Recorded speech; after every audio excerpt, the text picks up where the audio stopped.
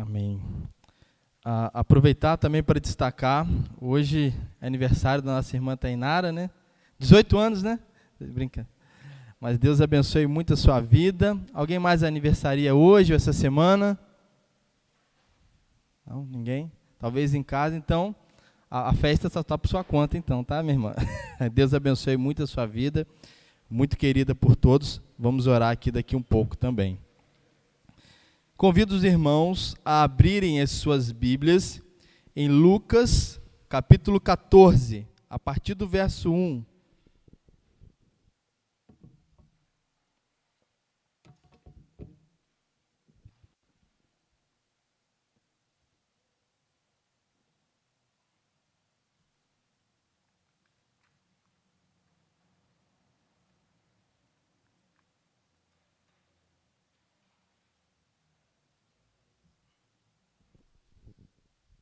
Lucas, capítulo 14, a partir do verso 1. Antes de lermos, vamos falar uma vez mais com o Senhor, pedindo para que faça que o nosso coração esteja aberto para ouvir a mensagem e orar também pela nossa querida irmã. Deus, rendemos graças ao Senhor pela oportunidade que já tivemos de entoar louvores ao Senhor, engrandecer o teu santo nome, por estarmos juntos como igreja, prestando culto ao Deus Todo-Poderoso, Pai. Neste momento, colocar diante do Senhor a vida da nossa irmã Tainara, que completa mais um ano de vida, e gratos somos ao Senhor, porque é mais um ano vivido na presença do Senhor, Pai.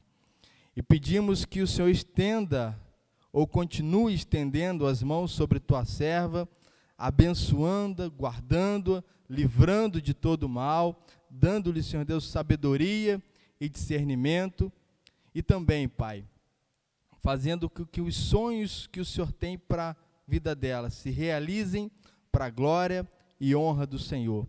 Pedimos que o Senhor continue abençoando a tua serva, estendendo também as tuas bênçãos à tua família, Pai. E neste momento, colocamos diante do Senhor a tua palavra e pedimos que o Senhor fale conosco uma vez mais e que possamos aplicá-la à nossa vida de maneira que o nome do Senhor seja glorificado. Pai, nos colocamos nesta noite como servos do Senhor, desejosos de ouvir a tua voz. Em nome do Senhor Jesus, amém. Lucas, Evangelho de Lucas, capítulo 14, a partir do verso 1, e depois nós caminharemos para o verso 15. Diz assim a palavra de Deus: Aconteceu que, ao entrar ele no sábado, na casa de um dos principais fariseus para comer pão, e eis que o estavam observando. Esse é o contexto.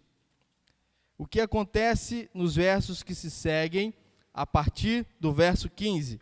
Ora, ouvindo tais palavras, um dos que estavam com ele à mesa disse-lhe: Bem-aventurado aquele que comer pão no reino de Deus.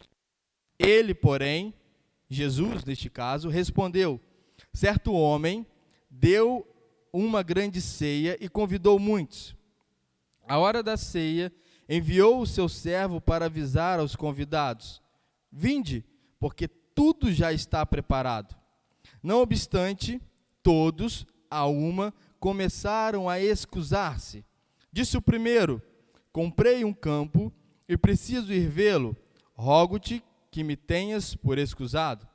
Outro disse: Comprei 5 juntas de bois e vou experimentá-las. Rogo-te que me tenhas por excusado. E outro disse: Casei-me e por isso não posso ir. Voltando o servo, tudo contou ao seu senhor.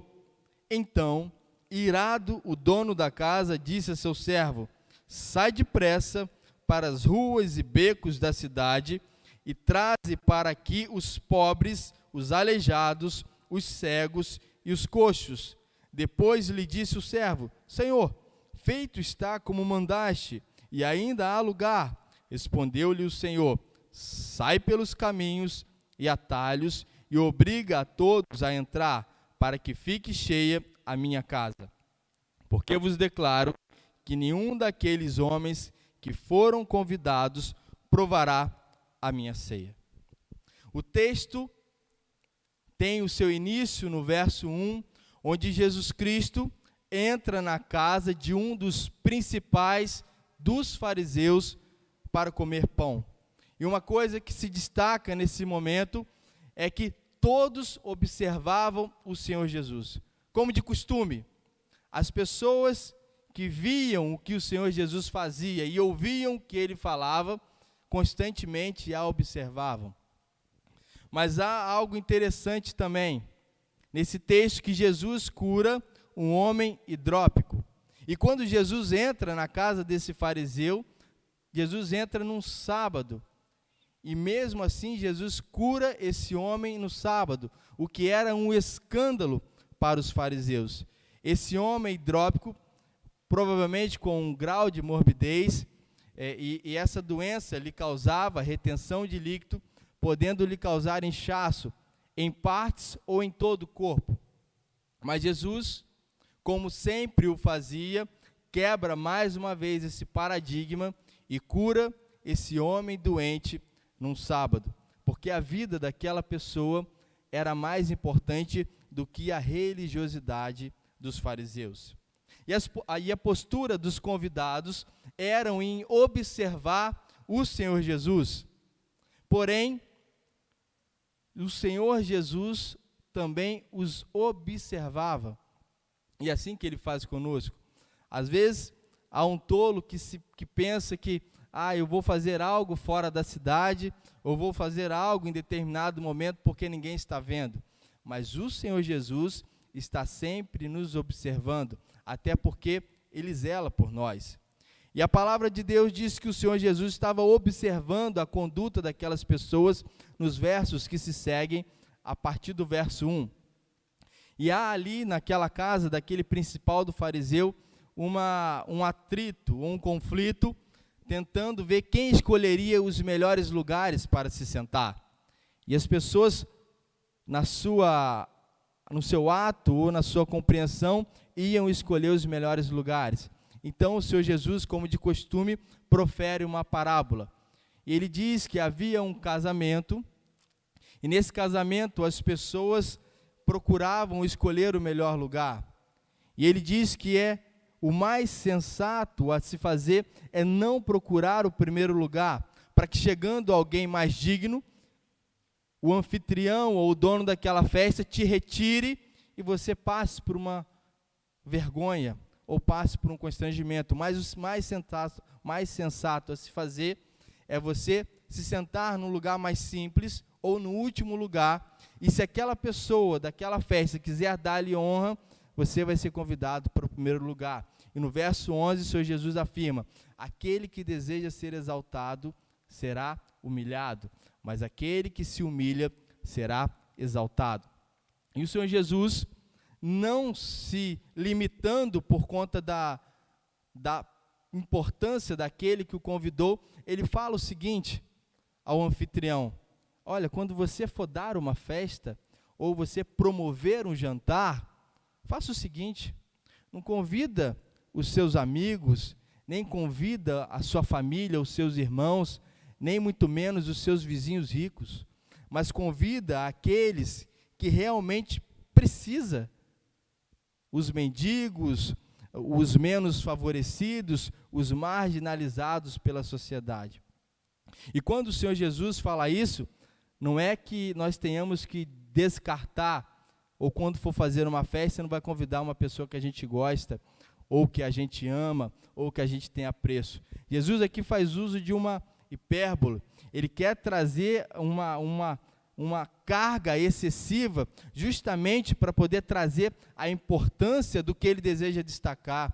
Ele quer trazer a compreensão daqueles que, quando você convidar alguém, ou muito mais, quando você for fazer algo por alguém, não faça esperando algo em troca. Porque era muito comum a prática dos fariseus, igual diz o texto, convidar pessoas ricas, de maneira que no momento próprio, aquele convite pudesse ser-lhe retribuído. Mas se você for fazer algo, faça sem esperar nada em troca. E quando Jesus trata essa compreensão e esse contexto de festa, de casamento, e posteriormente fala sobre o convidar para o jantar, um dos convidados que está ali faz uma seguinte afirmação, que será alvo da nossa reflexão dessa noite. Quando Jesus menciona acerca de jantar, um dos que estava ali, verso 15, ora, ouvindo tais palavras, um dos que estavam com ele à mesa, disse-lhe, bem-aventurado aquele que comer pão no reino de Deus. Parece uma afirmação simples, mas após a frase e afirmação desse indivíduo, o Senhor Jesus, uma vez mais, lança a mão e declara uma parábola. Por quê? Porque era uma compreensão rabínica, e naquela época era repetido diversas vezes, que se traduziam nas alegrias do povo judeu, o desfrutar no reino dos céus um banquete celestial. Estava ali inserida a compreensão de que somente os judeus herdariam o reino dos céus e somente eles desfrutariam o banquete celestial. Então, quando esse homem menciona, bem-aventurado, aquele que comer pão no reino de Deus, há aqui embutido, disfarçado, a afirmação de que somente os judeus herdarão o reino de Deus. Somente os judeus desfrutarão do banquete celestial. Isso faz com que o Senhor Jesus declare ainda mais uma parábola. Na parábola que nós lemos, aquele senhor havia convidado diversas pessoas para sua ceia, diversas pessoas para sua festa. E aqui não fala que tipo de festa que estava sendo celebrada, mas era muito comum naquela época a festa durarem diversos dias. Então, qual era a prática? Uma vez que eu vou celebrar uma festa e desejo que os meus convidados venham, a prática comum era o seguinte: vou enviar meus servos para aquelas pessoas que eu desejo que participe da minha festa. E diga o seguinte: olha, em breve o meu Senhor promoverá uma ceia, um jantar, uma festa, e você é convidado dele. Esse convite era feito antecipadamente. E a prática seguinte era enviar esses servos posteriormente para informar. Veja, o meu Senhor manda informar que a festa já está preparada. Há um convite antecipadamente para trazer ciência da festa e um convite posterior para afirmar que a festa já está preparada. Você pode se achegar porque já está tudo pronto. Um dos detalhes importantes desse texto é o milagre operado pelo Senhor Jesus, aquele homem com aquela doença. Mas o que eu quero trazer para essa noite e para servir de reflexão é o contexto em que Jesus está inserido, sobretudo por conta daqueles que estavam com ele, os judeus e os fariseus daquela época. A figura e pessoas para as quais Jesus veio, mas o rejeitaram. Aqueles para os quais estava reservado o banquete, mas eles recusaram. E Jesus, através dessa parábola, destaca que o banquete já estava preparado. O convite já havia sido entregue. O anfitrião, que é o Senhor Jesus, já estava disponível. Mas a resposta daquelas pessoas, daqueles convidados, foi a seguinte: me tenhas por escusado. Já está preparado o banquete, me tenhas por escusado. O meu Senhor está esperando para celebrar, me tenhas por escusado. O rei ofereceu o banquete, o rei é o nosso Deus Todo-Poderoso. Os servos enviaram os convites, foram falar a cada convidado. os profetas e os apóstolos. Os convidados, os judeus, sabiam da vinda do Messias, mas não conseguiam desfrutar do banquete do Messias por diversos motivos. Viam Cristo, estavam com o Cristo, presenciavam as maravilhas de Cristo, mas não conseguiam se servir do banquete que o maior servo de todos já havia colocado à disposição. Talvez você que me ouça nessa noite já tenha se percebido inserir nesse contexto, ou talvez pense o seguinte: mas eu não sou judeu. E essa palavra é para destacar a atitude dos judeus em relação a Jesus Cristo. Mas o que nos faz refletir, e falou primeiro ao meu coração, será que muitas vezes a minha atitude não tem sido semelhante à dos fariseus, à dos judeus, como se comportaram naquela época? Será que o meu posicionamento, será que o meu comportamento, será que a minha resposta não tem sido semelhante à deles? Porque já foi avisado a grande festa, festa que está reservada a todos aqueles quanto crerem no Senhor Jesus, festa que está preparada para os seus. Contudo, talvez seja possível que mesmo diante do anfitrião, estejamos afirmando com a nossa vida o seguinte para o Deus Todo-Poderoso: dou-me por escusado. Deus nos convida dia após dia para desfrutar desse banquete maravilhoso, mas talvez com a minha vida, com as minhas atitudes, eu esteja falando o seguinte para o Senhor: dou-me por escusado. Senhor, essa é a desculpa que eu apresento para o Senhor: dou-me por escusado. Tente imaginar a cena: Jesus diante daqueles que veio para salvar, fazendo milagres e maravilhas, porém, cada qual com a sua justificativa para os seus atos. Porque naquele momento, e quando olhamos para esse contexto, a religiosidade suplantou a possibilidade de um relacionamento com Deus. Muitas vezes, a nossa religiosidade suplanta também a possibilidade de um relacionamento com Deus. Deus disponível, o banquete já está à mesa, mas eu invento ou crio desculpas para não desfrutar desse banquete.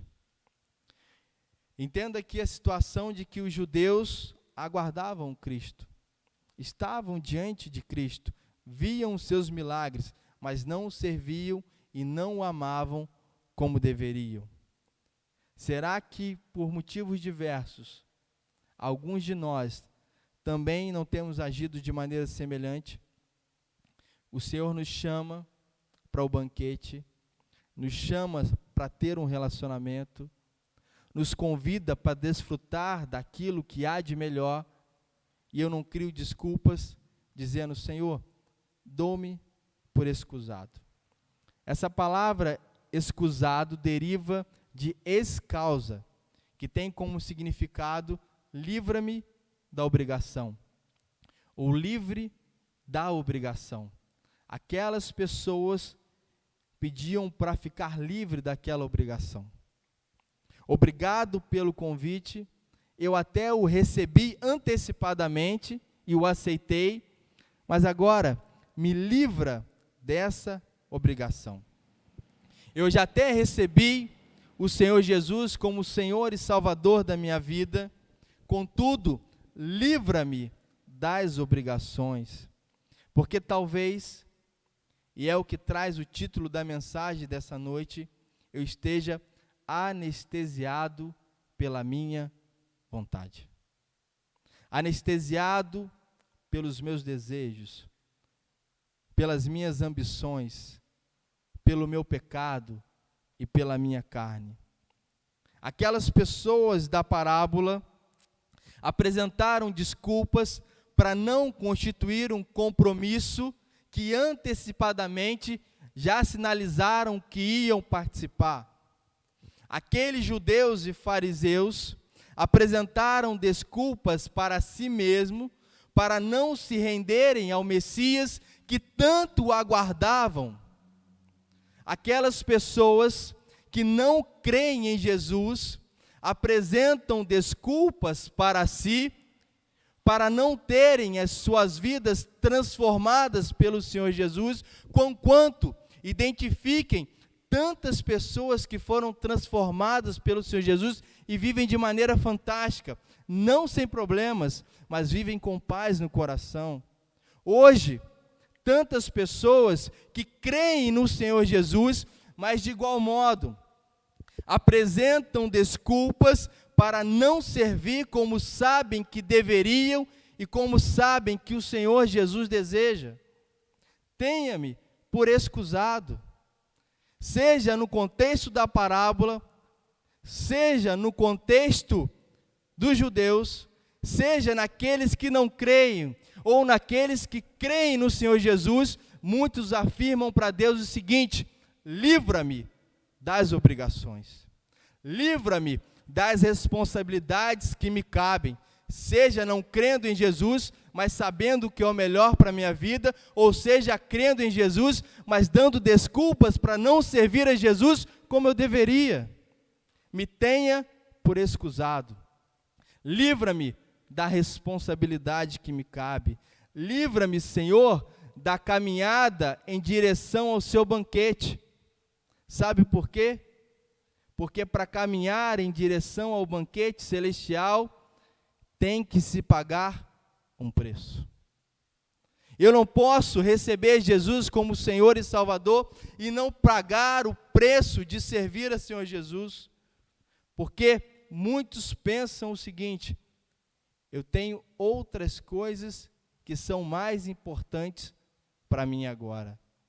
Tenha-me por excusado, porque eu estou anestesiado pela minha vontade.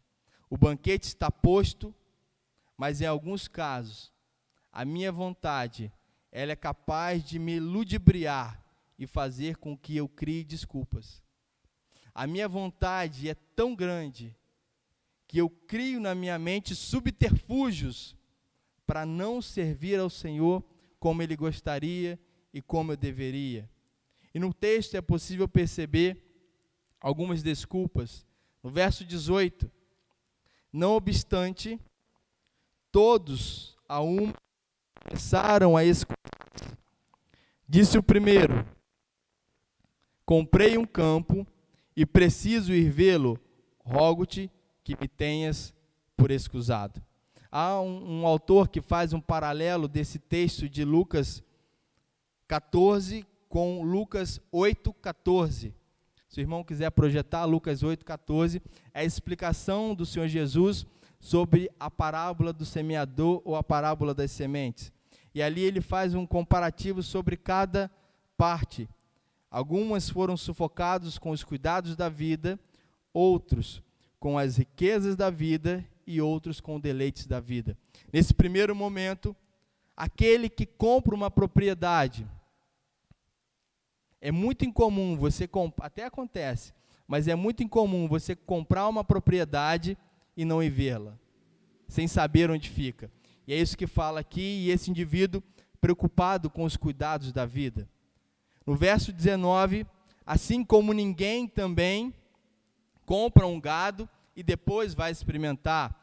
E por mais que tivesse feito isso, o gado pode ser experimentado em outro momento. Ele não vai fugir. É uma desculpa esfarrapada, porque está preocupado com as riquezas da vida. Uma desculpa que muitas vezes é justificada na mente daquele que a profere, porque na sua mente ele está anestesiado pela sua vontade. E quando isso nos acontece, damos mais importante para a nossa vontade do que para a vontade que Deus tem para nossas vidas. Verso 20. Aquele diz que não vai até o Senhor que o convida, porque acaba de se casar. É até legítimo. Aquele que se casava, ele tinha sim a possibilidade de ser dispensado de obrigações militares, assim como de viagens de negócios, mas nada o impedia de participar de eventos sociais ou questões sociais. Então também é uma desculpa esfarrapada. Mas é uma desculpa que foi dada para não desfrutar do banquete que estava separado. Tenha-me por escusado. Essas eram as desculpas apresentadas por aqueles convidados, cada qual com a sua criatividade. Eu lembro de, falando em desculpa esfarrapada, eu morava, à época, na Vila Helena, eu trabalhava no Matadouro. Então, todo dia, eu ia andando de casa até o Matadouro, às vezes a pé, às vezes de bicicleta, e passando na pontinha amarela, eu estou indo em direção ao trabalho, trabalhava num depósito ali, e nisso, tem que tomar cuidado para não falar o nome do rapaz. Nisso, o rapaz vem em direção a mim, eu achei estranho. Ele morava na Coleta, eu na Vila Helena. Todo dia nós íamos para o Matadouro. Eu indo para o Matadouro, ele voltando, eu não entendi nada. Eu falei, ô, tudo bom, fulano? Ué, não vai trabalhar, não? Aí, ele falou, não, aqui eu vi um rapaz ali na entrada da ponte, lembrei que tinha que falar com ele, eu vou voltar para falar com ele, já estou voltando para poder trabalhar. Eu, ingênuo, falei, então eu vou com você, vou contigo e depois a gente vai junto trabalhar. Então, já estava na metade da ponte e voltei com ele para encontrar, para chegar aqui para o lado de cá da ponte, o lado de lá. Quando a gente está chegando, já no finalzinho da ponte para o lado da Vila Helena aqui, ele vai e fala comigo, Carlos, vou falar a verdade para você. Na verdade, eu estava indo trabalhar, mas me deu uma vontade de voltar para casa. Ele saiu lá da Coleta, já estava na Ponte Amarela, resolveu voltar para a Coleta porque não quis trabalhar.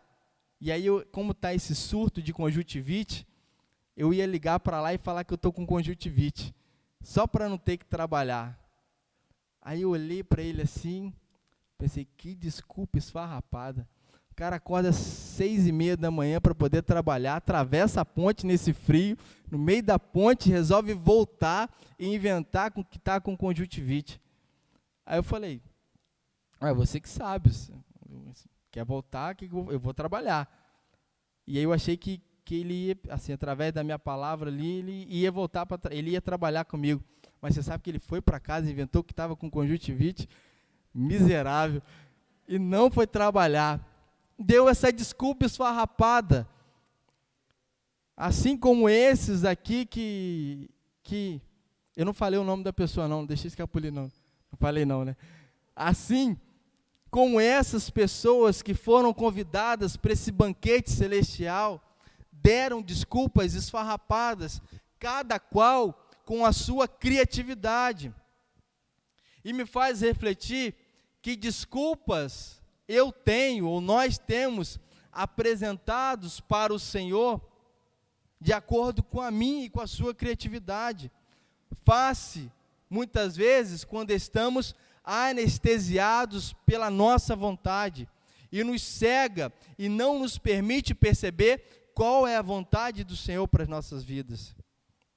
Semana passada, o pastor Reuel pregou aqui sobre a parábola dos talentos. Um recebeu 10, um recebeu 5, outro recebeu 2, e esses dobraram aquilo que receberam, mas um recebeu 1, e esse 1 ele enterrou.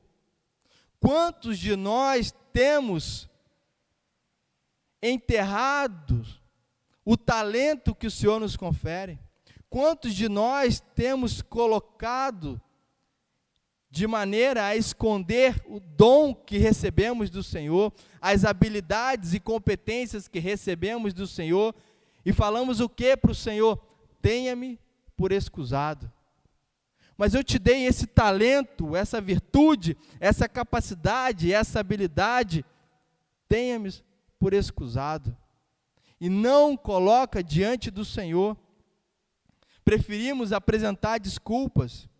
Precisamos ter Jesus Cristo como nosso alvo e nos revestir da promessa, servir e desfrutar do banquete que Ele tem para nós e parar de inventar desculpas e deixar de sermos anestesiados pela nossa vontade e nos vestirmos de vestes santas na presença do Senhor.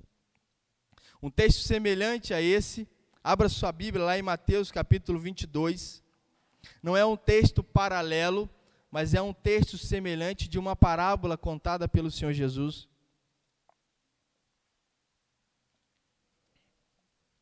Mateus 22, verso 10, diz assim: E saindo aqueles servos pelas estradas, aqui, após os servos receberem diversas negativas dos convidados, e alguns servos serem até maltratados e mortos, o rei manda fazer o seguinte, ao convidar para as bodas, ele diz assim: E saindo aqueles servos pelas estradas, reuniram todos os que encontraram, maus e bons, e a sala do banquete ficou repleta de convidados. Entrando, porém, o rei para ver os que estavam à mesa, notou ali um homem que não trazia veste nupcial. E perguntou-lhe: Amigo, como entraste aqui sem veste nupcial? E ele emudeceu.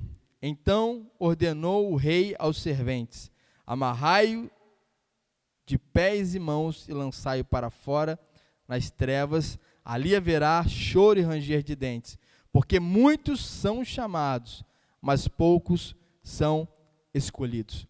Assim como nesse texto inicial que nós lemos, aqueles convidados deram a mínima. Mas o que chama a atenção, sobretudo, é aquele rei, aquele senhor, identificar que um daqueles presentes não estava vestido adequadamente. Talvez o que parecesse natural, porque aquelas pessoas foram convidadas às pressas. Mas tantas pessoas, só esse que não estava vestido adequadamente. Quando a gente vai ler um pouco mais profundo da prática, provavelmente aquele rei havia disponibilizado a esses convidados marginalizados vestes apropriadas para aquele momento. Mas este decidiu não estar vestido adequadamente para o banquete, para aquela festa reservada. Talvez aquele estivesse anestesiado pela sua vontade, pelo seu pecado, e o impede de chegar ao rei e de servir daquele banquete. Quantos de nós, vivendo de maneira enganosa, receba o Senhor Jesus, há um banquete separado para aqueles que creem, mas será que eu caminho em direção a esse banquete com a veste apropriada? Será que eu estou buscando viver uma vida de santidade, para quando chegar a esse banquete, o rei olhe para mim e perceba: você está vestido de maneira adequada, apropriada? Ou será que a minha caminhada com o Senhor Jesus tem sido uma caminhada com vestes maculadas, com vestes manchadas, envolto em pecados que eu não me livro deles, porque em vez de mudar a minha vida e a minha postura e o meu testemunho, eu falo o seguinte para o Senhor: tenha-me por excusado, livra-me da obrigação. Mas eu quero sim desfrutar do banquete celestial. Mas tem de haver um compromisso, tem de haver uma vida santa, uma vida de comprometimento e relacionamento com Deus, e não apresentar desculpas para o Senhor. E caminho para o fim destacando que o banquete está preparado, a mesa está posta, e Jesus se alegra quando o pecador se arrepende.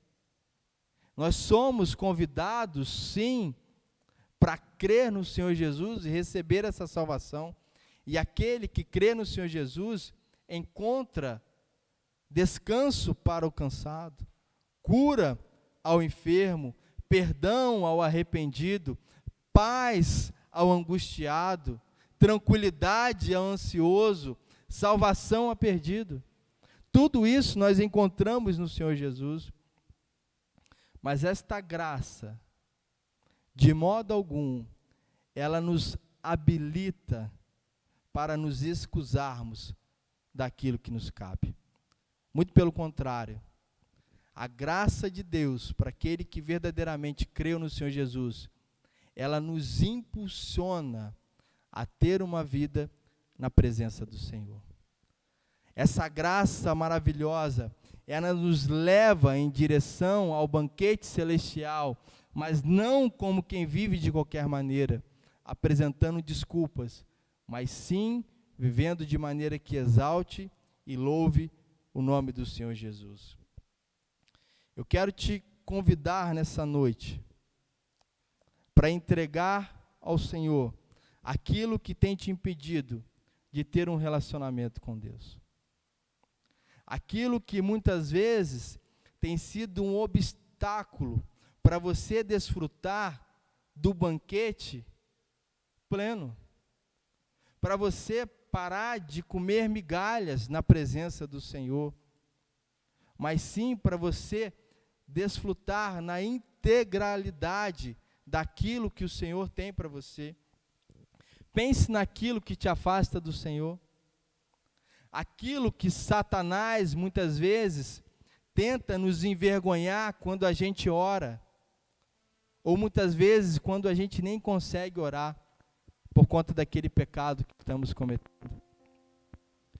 Pensa naquela desculpa que muitas vezes nós colocamos diante do Senhor, para não desfrutar desse banquete maravilhoso, que o Senhor já nos permite desfrutar, uma vez que aquele que crê no Senhor Jesus já faz parte do reino de Deus.